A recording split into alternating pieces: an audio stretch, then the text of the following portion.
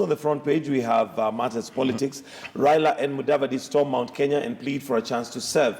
And this was in Tharaka Nithi, where they basically went to for a charm offensive, but also popularizing now NASA, which previously seemed to be a brainchild of Musalia Mudavadi. The other court principals seemed a bit silent about it, but they seem now to have warmed up to that particular narrative. When you look at that story, three things come into perspective. That Raila Odinga is an enigma in the Kenyan political space. And his views on any subject carry a lot of weight. Till a few days ago, people were looking at Musalia Mudavadi and rolling the eyes saying, where are you going with NASA? It's a long range. I mean, you'll not be able to achieve anything. Shots. Yeah. I mean, you're telling us you want to come together, who are you?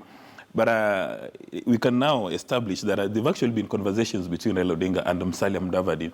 And as soon as you see Raila Odinga and Musalia Mudavadi now doing rounds together, because they were in Laikipia, yesterday they were in Tharaka Nithi, then you begin to see that NASA is going to become a reality, maybe by the name NASA or another super alliance.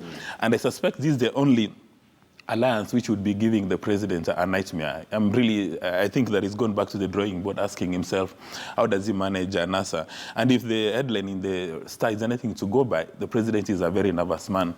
That's one of the perspectives. The second one, people say that there's going to be voter suppression in parts of central Kenya, that there's going to be voter apathy.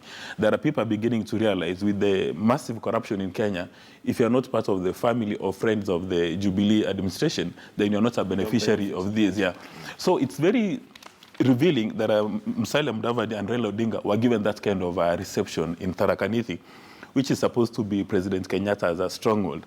Maybe an indication that for the first time in the next year's election, people are going to vote based on reason and not emotional support. That I'm going to vote for you, for Raila Odinga, because I'm a Luo man, or I'm going to vote for Musalia Mudavadi because I'm a Luo man. I think people are beginning to realize that at the end of the day, it really doesn't matter whether the leader comes from your part of the world. It's if they can come up with policies that take the entire nation to the next level. Like, for instance, going to the issue of Medicare. I mean, if you come, say, from Uasin Gishu, Eldoret, or you come from Gatundu, all of us have got the same medical challenges today. So it really doesn't matter whom you voted for. But it would be right for us to vote for leaders who place a premium on Wanjiku's interest. And maybe moving forward, we need to come up with a piece of legislation to force all our elected leaders to use public facilities.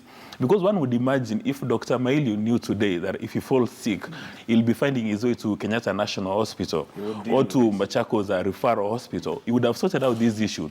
And you know, the same thing happens when teachers go on strike.